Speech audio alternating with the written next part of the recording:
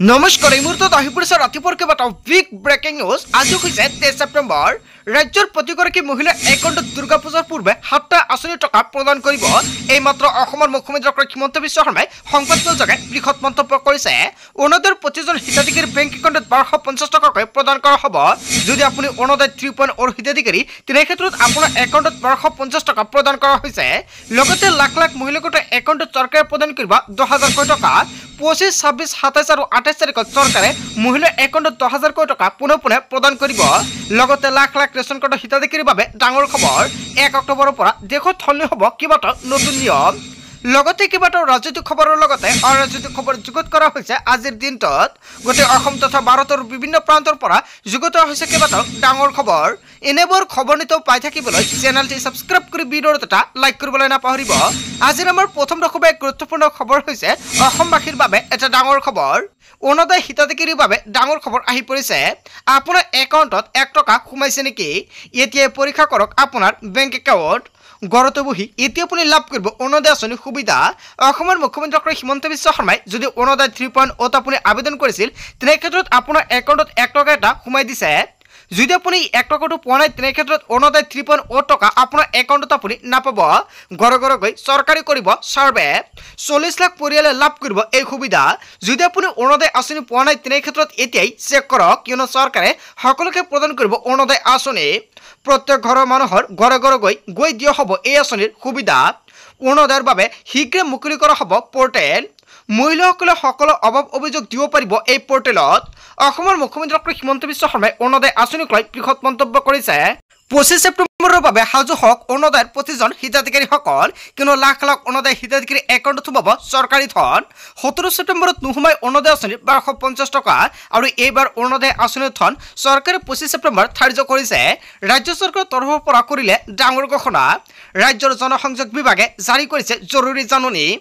অৰুণোদয় আঁচনি সমান্তৰালকৈ গেছ ক্ৰয় কৰা মহিলাক চৰকাৰে মাহেকত প্ৰদান কৰিব 250 টকাকৈ আৰু জানুৱাৰী মাহৰ পৰা চৰকাৰে এই নিয়ম সংযোজিত কৰিব। যদি আপোনাৰ ঘৰত অৰুণোদয় আঁচনি আছে আৰু যদি আপুনি LPG আইডিটো লিংক কৰা নাই অতি শীঘ্ৰে কৰাই ৰাখক।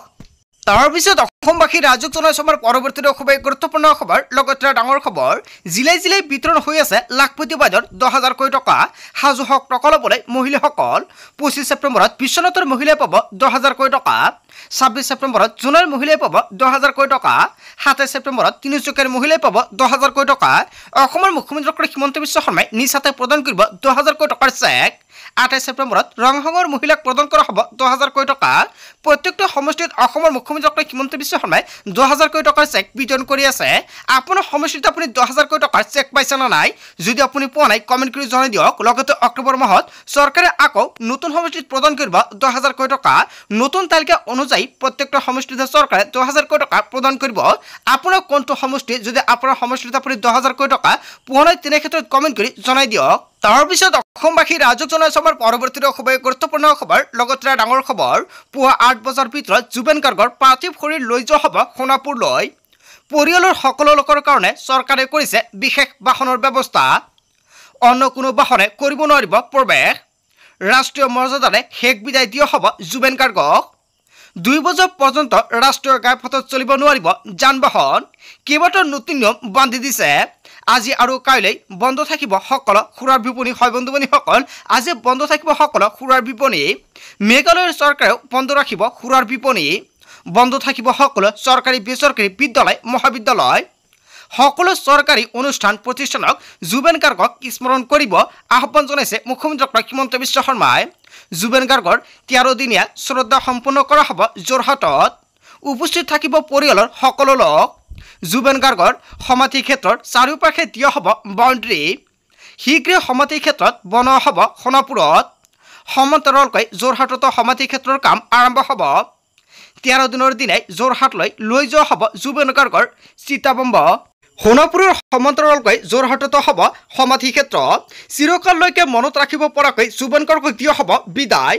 সকলো ৰাইজক সহায় সহযোগিতাৰ আহ্বান জনাইছে মুখ্যমন্ত্ৰী ডক্টৰ হিমন্ত বিশ্ব শৰ্মাই।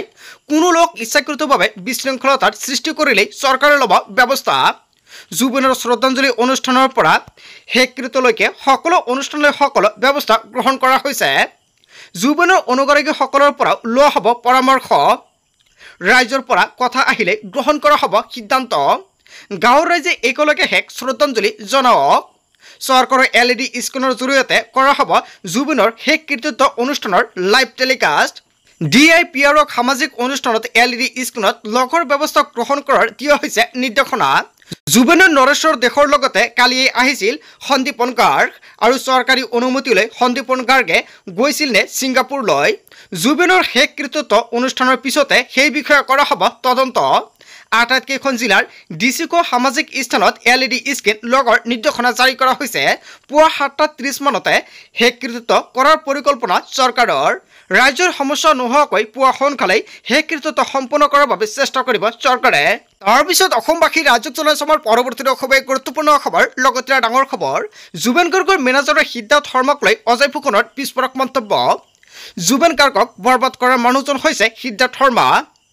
সিদ্ধাৰ্থ শৰ্মাৰ মেনেজাৰৰ লগত থাকোঁতে কিদৰে এই ঘটনা সংঘটিত হ'ল এনেকুৱাকৈ কেইবাটাও গুৰুতৰ অভিযোগ উত্থাপিত কৰিছে লগতে জনতাই এনেকুৱাকৈ কেইবাটাও গুৰুতৰ অভিযোগ উত্থাপিত কৰিছে সিদ্ধাৰ্থ শৰ্মাৰ যথেষ্ট ভুল আছে বুলি মন্তব্য কৰিছে জুবিনৰ নাম লৈ সিদ্ধাৰ্থ শৰ্মাই বহুত কৰিলে ইয়াৰ বিচাৰ এতিয়া ৰাইজে কৰিব সিদ্ধাৰ্থ শৰ্মাৰ সৈতে মোৰ কাজিয়া হৈছিল সিদ্ধাৰ্থ শৰ্মাই জুবিনৰ অনুৰাগীক বেয়া ব্যৱহাৰ কৰিছিল গতি বাহিৰ কৰি দিছিল সিদ্ধাৰ্থ শৰ্মাক লৈ অজয় ফুকনৰ কেইবাটাও বিস্ফোৰক মন্তব্য তাৰ পিছত অসমবাসী ৰাজ্যক জনসমৰ পৰৱৰ্তী খুবেই গুৰুত্বপূৰ্ণ খবৰ লগতে ডাঙৰ খবৰ ছিংগাপুৰত হোৱা জুবিন গাৰ্গৰ ৰহস্যজনক মৃত্যুক লৈ অসমবাসীয়ে সহজভাৱে নলয় এই মৃত্যুত ৰহস্য আছে এই তদন্তৰ বাবে মেনেজাৰ সিদ্ধাৰ্থ শৰ্মা আৰু শ্যাম কানু মহন্তক গ্ৰেপ্তাৰ কৰিব লাগিব জুবিন গাৰ্গৰ মৃত্যুক তেওঁলোকে পৰোক্ষভাৱে জগৰীয়া অসমৰ 90% মানুহে জুবিন গাৰ্গৰ মৃত্যুৰ তদন্ত বিচাৰিছে সামাজিক মাধ্যমত সিদ্ধাৰ্থ শৰ্মাৰ সম্পত্তিৰ তালিকা ভাইৰেল হৈ পৰিছে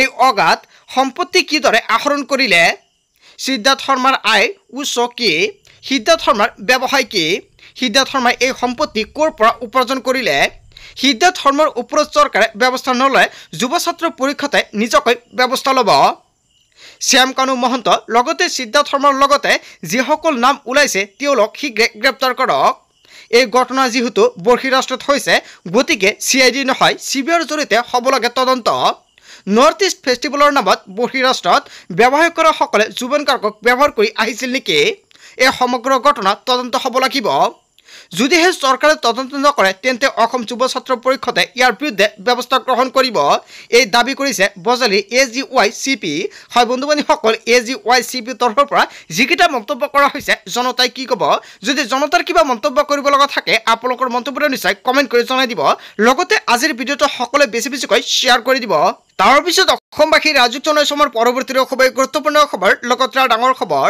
ছিংগাপুৰত কেনেকৈ মৃত্যু হৈছিল হিয়াৰ আমঠু জুবিন গাৰ্গৰ সম্পূৰ্ণকৈ স্পষ্টীকৰণ প্ৰকাশ কৰিছে সাগৰত পৰাৰ পিছতে কি হৈছিল জুবিন গাৰ্গৰ লগত জুবিন গাৰ্গৰ মৃত্যুৰ গাৰ্ণৱ শিয়ৰি উঠিব শিহৰণকাৰী বৰ্ণনা শুনিলে সাগৰত নামৰ 2 মিনিটতে আছিল জুবিন গাৰ্গৰ শেষ সময় সাগৰৰ পানীত ছটফটাই আছিল জুবিন গাৰ্গ ওঠ আৰু আঙুলি নীল হৈ পৰিছিল জুবিন গাৰ্গৰ নাক আৰু মুখেৰে বগা পানী ওলাইছিল বুলি মন্তব্য কৰিছে আৰু ইয়াৰ পিছতে বমি কৰিছিল জুবিন গাৰ্গে পানীতে শেষ হৈ গৈছিল জুবিন গাৰ্গৰ জীৱন শিহৰণকাৰী বৰ্ণনা জুবিনৰ সতীৰ্থ শেখৰজ্যোতি গোস্বামীৰ হয় বন্ধুবান্ধৱীসকল এনেকুৱাকৈ শেখৰজ্যোতি গোস্বামীয়ে সম্পূৰ্ণকৈ স্পষ্টীকৰণ প্ৰকাশ কৰিছে তাৰ পিছত অসমবাসী ৰাজ্যক জনসমৰ পৰৱৰ্তী খুবেই গুৰুত্বপূৰ্ণ খবৰ লগতে ডাঙৰ খবৰ জুবিন গাৰ্গৰ মৃত্যুক লৈ আন এটা ৰহস্য ফাদিল হ'ব কিন্তু জুবিন গাৰ্গৰ মৃত্যুৰ পূৰ্বে পৰিকল্পিত আছিল নেকি কিয়নো এটা ভিডিঅ' ভাইৰেল হৈ পৰিছে বৰ্তমান ছ'চিয়েল মিডিয়াত পূৰ্বে পৰিকল্পিতভাৱে জুবিন গাৰ্গক সাগৰলৈ লৈ যোৱা হৈছিল নেকি পানীলৈ ভয় কৰা জুবিন গাৰ্গক কিয় পানীৰ মাজলৈ বাৰে বাৰে যাবলৈ কৈছিল সম্পত্তিৰ বাবে কোনে টাৰ্গেট কৰিছিল নেকি জুবিনক জুবিন গাৰ্গৰ সাগৰত সাঁতোৰাৰ দৃশ্য ভাইৰেল হৈ পৰিছে ভিডিঅ'ত চাঞ্চল্যকৰ কথা বতৰা আপুনি নিশ্চয় শুনিছে যদি ভিডিঅ'টো সম্পূৰ্ণকৈ চাইছে লাইভ জেকেটত হেৰি হ'ল নেকি বা ওপৰলৈ আহিছে নেকি এনেকুৱাকৈ স্পষ্টীকৰণ প্ৰকাশ কৰা হৈছিল ভিডিঅ'টোত অকণমান টান হ'ব লাগিছিল লুজ হৈছে নেকি আবে নামবে আমাৰ এটাও নাই কিয় এনেকুৱাকৈ মন্তব্য কৰিছিল কিয় জুবিনক মাৰ্ডাৰ কৰিব লাগে বুলি এনেকুৱাকৈ এটা ডাঙৰ খবৰ পোৱা গৈছে ভিডিঅ'টোত এচিড ডালি শেষ কৰি দিব ওলাইছিলোঁ এতিয়াই এনেকুৱাকৈ মন্তব্য শুনা গৈছিল ভিডিঅ'টোত ইয়াৰ পানীলৈ ভয় আছে বৰ বেলেগ বয় জুবিন গাৰ্গৰ মৃত্যুক লৈ আন এটা ৰহস্য হয় বন্ধু বান্ধৱীসকল এটা ডাঙৰ খবৰ আহি পৰিছে যদি আপোনালোকে ভিডিঅ'টো চাইছে নিশ্চয় আপুনি কমেণ্ট কৰি জনাই দিব ইয়াৰ বিষয়তে যদি জনতাৰ কিবা মন্তব্য কৰিব লগা থাকে আপোনালোকৰ মন্তব্যটো কমেণ্ট কৰি জনাই দি আজিৰ ভিডিঅ'টো সকলোৱে বেছিকৈ শ্বেয়াৰ কৰি দিব তাৰ পিছত অসমবাসী ৰাজুক জনাইছে আমাৰ পৰৱৰ্তী খুব গুৰুত্বপূৰ্ণ খবৰ লগতে ডাঙৰ খবৰ 10 ডিচেম্বৰত সলনি হ'ব ৰাজ্যৰ মুখ্যমন্ত্ৰী এইবাৰ মুখ্যমন্ত্ৰীক ডেডলাইন দিলে গৌৰৱ গগৈ মুখ্যমন্ত্ৰী ডক্টৰ হিমন্ত বিশ্ব শৰ্মালৈ কেইবাটাও গুৰুত্বপূৰ্ণ খবৰ আহি পৰিছে মুখ্যমন্ত্ৰী 10 ছেপ্টেম্বৰ ফুলজাৰি নহল ফুচ হৈ গ'ল 10 ছেপ্টেম্বৰৰ দিনটো এটম বোমা বাদ দিয়ক ফুলজাৰি নহল ফুচ হৈ গ'ল 10 ডিচেম্বৰত মুখ্যমন্ত্ৰী পদৰ পৰা হিমন্ত বিশ্ব শৰ্মাক আঁতৰোৱা হ'ব মই খবৰ লাভ কৰিছোঁ 10 ডিচেম্বৰত তেখেতক সলনি কৰা হ'ব মুখ্যমন্ত্ৰীক লৈ পুনৰ সৰব হ'ল কংগ্ৰেছৰ সাংসদ গৌৰৱ গগৈ মুখ্যমন্ত্ৰী হিমন্ত বিশ্ব শৰ্মা আজিৰ তাৰিখত অধিক বেছি আতংকিত কংগ্ৰেছৰ উত্থানৰ বাবে হিমন্ত বিশ্ব শৰ্মাই ভয় খাইছে বা যিটো কথা কৈ ফুৰিছে 10 ছেপ্টেম্বৰৰ ঝাৰখণ্ডৰ সকলোতে হিমন্ত বিশ্ব শৰ্মা বাৰে বাৰে বিফল হৈছে ভয় আতংক হতাশাত ভুগি মুখ্যমন্ত্ৰীয়ে যিকোনো কথা বতৰা ক'বলৈ আৰম্ভ কৰিছে হিমন্ত বিশ্ব শৰ্মাই যি কৈ আছে সকলো যুক্তিহীন কথা তৰ্কহীন কথা 10 ডিচেম্বৰত সলনি হ'ব ৰাজ্যৰ মুখ্যমন্ত্ৰী হয় বন্ধু বান্ধৱীসকল এনেকুৱাকৈ গৌৰৱ গগৈ কেইবাটাও গুৰুত্বপূৰ্ণ মন্তব্য কৰিছে সংবাদমেলযোগে আচলতে গৌৰৱ গগৈ যিকেইটা মন্তব্য কৰিছে জনতাই কি ক'ব যদি জনতাৰ কিবা মন্তব্য কৰিব লগা থাকে আপোনালোকৰ মন্তব্যটো নিশ্চয় কমেণ্ট কৰি জনাই দিব তাৰ পিছত অসমবাসী ৰাজুক জনাইছে আমাৰ পৰৱৰ্তী খুব গুৰুত্বপূৰ্ণ খবৰ লগতে ডাঙৰ খবৰ দুৰ্গা পূজা উপলক্ষে আহি গ'ল প্ৰশাসনৰ SOP ষষ্ঠীৰ পৰা দশমীলৈকে পূজা কমিটিয়ে মানিব লাগিব কেইবাটাও নতুন নিয়ম প্ৰশাসনে বান্ধি দিয়া নিয়ম নামানিলে বিপদত পৰিব পূজা কমিটি স্থায়ী আৰক্ষীৰ জৰিয়তে ৰাজচক্ৰ বিষয়ৰ পৰা ল'ব লাগিব যাৱতীয় অনুমতি প্ৰৱেশ আৰু প্ৰস্তাৱনৰ পৃথক পথ থাকিব লাগিব পূজা মণ্ডপত পূজা মণ্ডপৰ 500 মিটাৰৰ ভিতৰত বহিব নোৱাৰিব অস্থায়ী দোকান পহৰা বাট পথত পূজা অনুষ্ঠিত কৰি যাতায়াতত অসুবিধাৰ সৃষ্টি কৰিব নোৱাৰিব